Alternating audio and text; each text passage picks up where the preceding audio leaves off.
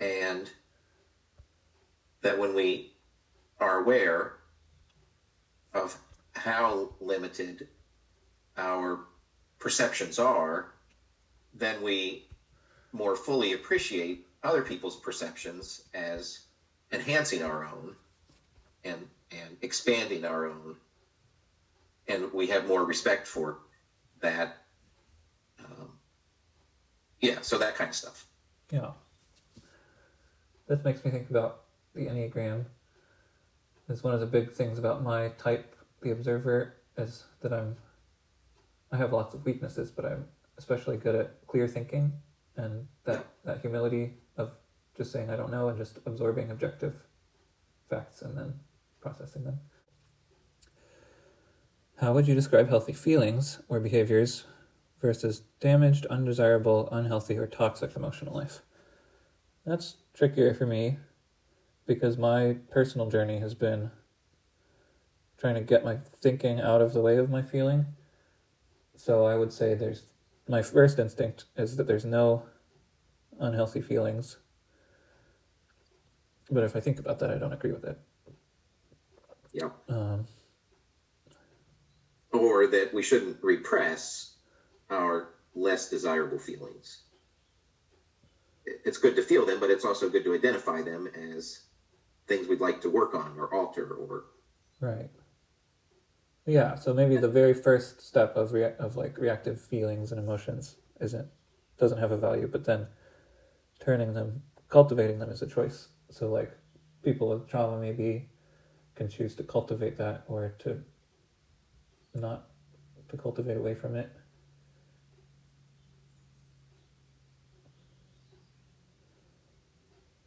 And that would build into their passions and interests. Yeah. Like you could have really unhealthy fixations and loops. And those would still be feelings to me. Yeah. Or like the word anxiety. Yeah. Anxiety does not seem to be a useful emotion. Yeah. One of my favorite books in the past year or two is called Don't Feed the Monkey Mind, and it's about anxiety. And the main idea is to like experience your emotion and then let it go instead of kind of avoiding the emotion, but it's going to happen anyway, and then giving it power by experiencing it over and over again. Yeah. So this introduces a subject which is another interface for ism with neurobiology or the biology of neural pathways. And a couple thoughts here. One is a question. Is there a physical difference between mental or thought neural pathways and feeling neural pathways? I've never seen that talked about anywhere. And I would suspect that there is. But my first thought is like, for my personal definitions again, is that all of it is neurons firing in your brain, and it's more of a linguistic distinction. But then also, I would put neurons that are processing the information coming in through your senses as thinking. Okay. And then things that are like, I don't know, chemicals and like dopamine or adrenaline, those would be feelings to me. Hormones. Hormones. That's really interesting. So that might be an accurate biological description. That's fascinating. And then another thought is that another way of thinking for me that I find really useful is the image of neural pathways. That, for instance, a trauma creates a set of neural pathways, and that once this is my understanding of what biology now thinks, is that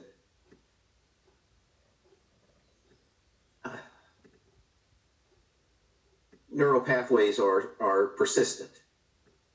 and that we never really erase neural pathways. That may or may not be true, but one of the ways to heal trauma is by laying down alternative neural pathways. And there's lots of ways to do that, like creating habits, or, there's all kinds of ways that we can lay down neural pathways, like music or affirmations, or, actions, or whatever. Mm-hmm. And so then the process is that when we have identified an undesirable neural pathway, like anxiety, that somehow traumas have created anxiety pathways for us, and our primal our brain functioning, so when we go to that level of reaction, that the primal biological reaction is to travel the strongest or the neural pathway, and so this gets into the thing of choosing our emotions and our actions, is that we can biologically choose to reroute our system so that we take it up through the frontal cortex or wherever it is, and then we travel our chosen neural pathways. And that the more we strengthen, and keep laying down and widening the roads of our chosen neural pathways, the easier it is to travel those paths rather than our initial reactive ones. Mm-hmm. Anyway, so all that kind of language to me is really useful for cultivating our desired. Well, it works for all of them: thinking, feeling, and action.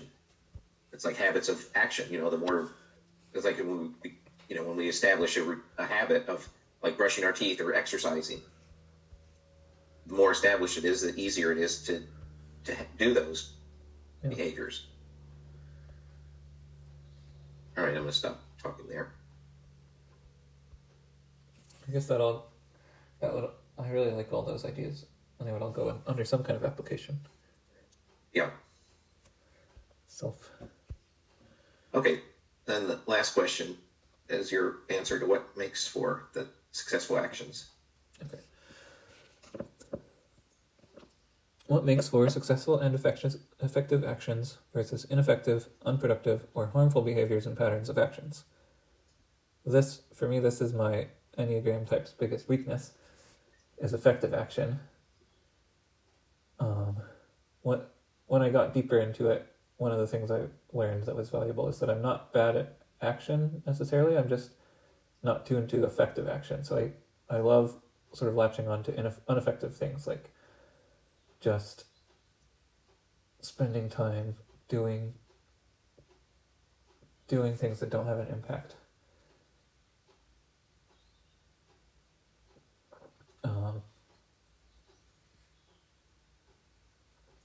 Like I love rearranging things. It's very satisfying to me and it feels productive, but it's not really effective action. Yeah.